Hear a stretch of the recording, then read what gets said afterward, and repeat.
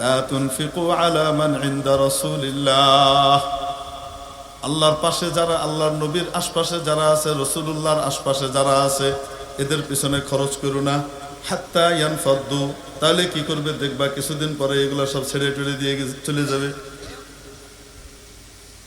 তাদের কথা ইমানদার সাহাবীরা শুনেন নাই। সাহাবীরা ঠিকই তাদের সাধ্য মতো নবীজির আশপাশে যারা থাকতেন তাদের জন্য খরচ করেই যাইতেন, ঠিক কি ঠিক না? হ্যাঁ, কখনো কখনো অভাব দেখা দিত। অভাবের পর্যায়ে এমন পড়ে গেছে মানুষের নিজের বাড়িতেই খানা নাই, আরেকজনের কাছে কোত্থেকে দিবি। দুর্ভিক্ষের মতো হয়ে গেছে। তারপরেও নবীজির আশপাশে যারা ছিলেন কেউ নবীজিকে ছেড়ে যান নাই। আবু হুরায়রা রাদিয়াল্লাহু তাআলা আনহু বলেন, ক্ষুধার তাড়নায় আমি মদিনার অলিতে গলিতে বেহুশ হয়ে পড়ে থাকতাম। মানুষ মনে করত আমার মৃগী রোগ হয়েছে, তাই তারা ওই যুগের চিকিৎসা পদ্ধতি ব্যবহার করে আমার কাঁধে পা দিত, ঘাড়ে পা দিত। এই জমানায়ও দেখবেন গ্রামগঞ্জে মৃগী রোগীর যখন এই রোগ উঠে তখন চামড়ার জুতা শুকায়, দেখেছেন না? দেখেন, আসলে চামড়ার জুতা না, চামড়ার ভিতরেই একটা কিছু আছে ঘ্রাণ, যেটাতে কি বৈজ্ঞানিক ব্যাখ্যা ডাক্তার সাহেবরা বলতে পারবে, যে চামড়া শুকাইলে কি হয়ে যায়, মৃগী রোগী আবার স্বাভাবিক হয়। এটা অবাস্তব না। এখন ওই যুগে তো মানুষ চামড়ার জুতাই পরতো। ওই চামড়ার জুতা শুকাইতে গিয়ে আস্তে ওদের পদ্ধতি বের হয়েছে, ঘাড়ে পা দিলেই কি হয়। আসলে ঘাড়ে পা দেওয়া না, ঘাড়ে পা দিলে চামড়ার গন্ধ কোথায় যেত, নাকে যাইতো, পায়ের জুতার চামড়ার গন্ধ একটু ফাঁকা হতো। হযরত সাইয়্যিদুনা আবু হুরায়রা রাদিয়াল্লাহু তাআলা আনহু বলেন, মদিনার অলিতে গলিতে আমি পড়ে থাকতাম অনেক সময় ক্ষুধার তাড়নায় বেহুশ হয়ে। মানুষ মনে করত মৃগী রোগী, অথচ আমার কোনো রোগ ছিল না। তারপরেও নবীজির দরবার ছেড়ে এক মুহূর্তের জন্য আলাদা হন নাই। মুসলমান হওয়ার পর থেকে নবীজির ওয়াফাত পর্যন্ত সারাক্ষণ নবীজির দরবারে পড়েছিলেন আবু হুরায়রা এবং ওনার মতো এরকম অনেক সাহাবায়ে কেরাম, ঠিক কিনা? তো কারা বলতো এই কথা জানেন? তাদের নাম আছে, তারা কিন্তু নবীজির পিছনেই নামাজ পড়তো। তাদের মুখে সুন্দর দাড়িও ছিল, মাথায় পাগড়িও পড়তো, দেখতে খাঁটি খোয়াজ খেজির। বুঝতে পারছেন?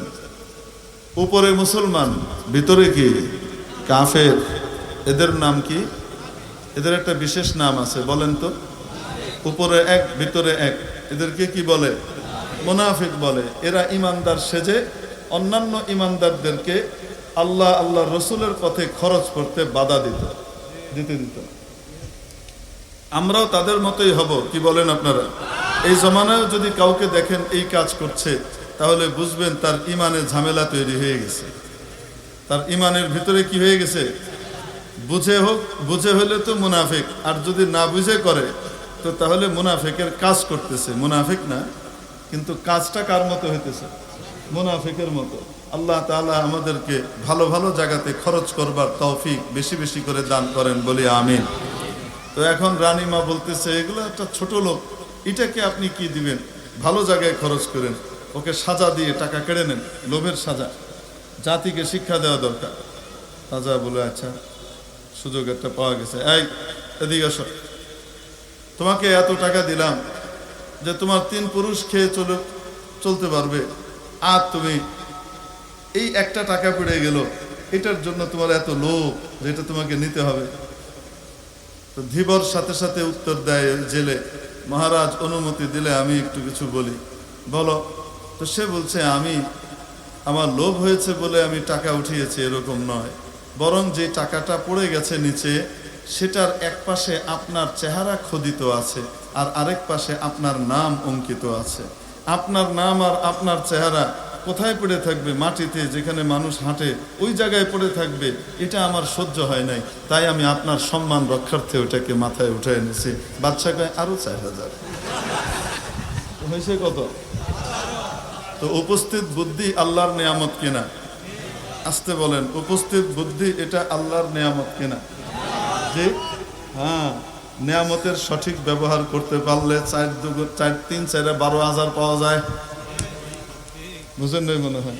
নিয়ামতের সঠিক ব্যবহার করতে পারলে 3-4 কয় হাজার পাওয়া যায়? 12,000 পাওয়া যায়। আল্লাহু আকবার কবীরা।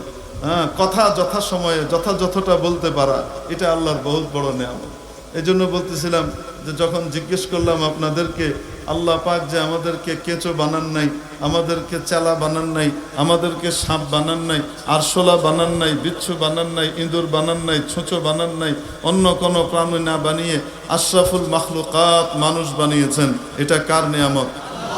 আমরা আল্লাহর কাছে আবেদন করেছিলাম? করি নাই। তো জিজ্ঞেস করেছিলাম কে কে আবেদন করেছিলাম বলেন দেখি।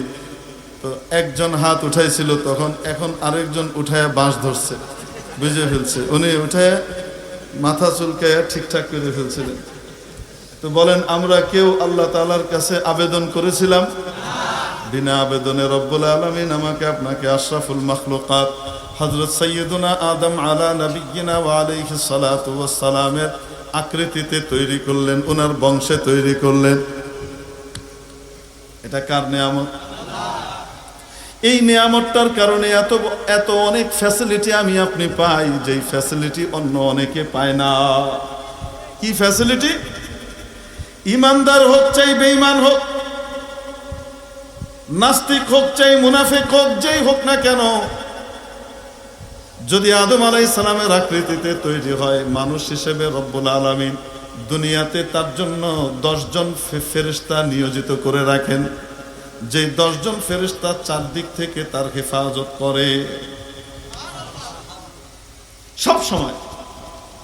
10 জন ফেরেশতা তাকে চারিদিক থেকে হেফাজত করতে থাকে। এমন কোন বিপদ যেটা আল্লাহ রব্বুল আলামিন তার কপালে, তার তকদিরে লিখেন নাই, সেই সমস্ত বিপদ আপদ থেকে তাকে বাঁচাবে, তাকে হেফাজত করবে। এটা হলো রব্বুল আলামিনের দান। একজন কাফেরকেও 10 জন ফেরেশতা প্রোটেকশন দেয়, যতক্ষণ পর্যন্ত আল্লাহর লেখা কোনো বিপদ না আসে ততক্ষণ পর্যন্ত যত বিপদই আশপাশ থেকে আসুক সেটা তাকে স্পর্শ করতে পারবে না। কয়েক বছর আগের কথা, আমাদের পত্রিকায় এসেছিল, এই যে বনানী থেকে নিয়ে মহাখালী পর্যন্ত একটা রেল লাইন আছে, রেল লাইনের একটা অংশ আছে, এই রেল লাইনে মানুষ খুব হাঁটা চলা করে। এই জায়গাটায় এই সৈনিক ক্লাবের এই এরিয়াটা থেকে শুরু করে, ওই সৈনিক ক্লাব মোড় বলে ওটাকে, ওখান থেকে শুরু করে বনানী পর্যন্ত, এই মহাখালী থেকে এই অঞ্চলটা পুরাটুকু। এর ভিতরে এক যুবক হেঁটে যাচ্ছিল ইয়ে দিয়ে, রেল লাইন দিয়ে হেঁটে যাওয়ার পথে পিছন থেকে ট্রেন চলে এসেছে, তার কানে কোনো হেডফোন নাই, আনমনাভাবে সে হেঁটে যাচ্ছে। প্রথমে সবাই মনে করেছে যে এই ছেলেটা মনে হয় মজা করছে, শেষ মুহূর্তে লাফ দিয়ে সরে যাবে, তার বাহাদুরি দেখাবে, আমি ভয় পাই না, এই দেখো আমি শেষ মুহূর্তে সরে গেলাম, আমার ক্ষিপ্রতা কত বেশি। সবাই মনে করেছে সে হয়তো মজা করছে। শেষ মুহূর্তে যখন সবাই দেখতে পাচ্ছে ট্রেন কাছাকাছি চলে এসেছে, কিন্তু এই ছেলের কোনো খবর নাই আসলে, সবাই চিৎকার চেঁচামেচি করছে, তার দৃষ্টি আকর্ষণ করছে তাকে সরানোর জন্য। এদিকে ট্রেন চলে এসেছে, ট্রেনের ইঞ্জিনিয়ার সাহেব বাঁশি দিচ্ছেন, হুইসেল বাজাচ্ছেন, এই ছেলের কানে কোনো কিছুই ঢুকে না। সবাই যখন চোখ বন্ধ করে ফেলেছে যে শেষ মুহূর্ত, এখন তো সংঘর্ষ হবে, আর বাচ্চাটা ট্রেনের তলায় কাটা পড়ে খণ্ডিত হয়ে যাবে, খণ্ড বিখণ্ড হয়ে যাবে, এই দৃশ্য কিভাবে দেখে? চোখ বন্ধ করে ফেলেছে। চোখ খুলে দেখে যে না, এই যুবক মারা যায় নাই, যুবক সুন্দর, কি সুন্দর পাশে এভাবে দাঁড়িয়ে আছে, পাশে সে দাঁড়িয়ে আছে, তার কি হয় নাই? কিছুই হয় নাই।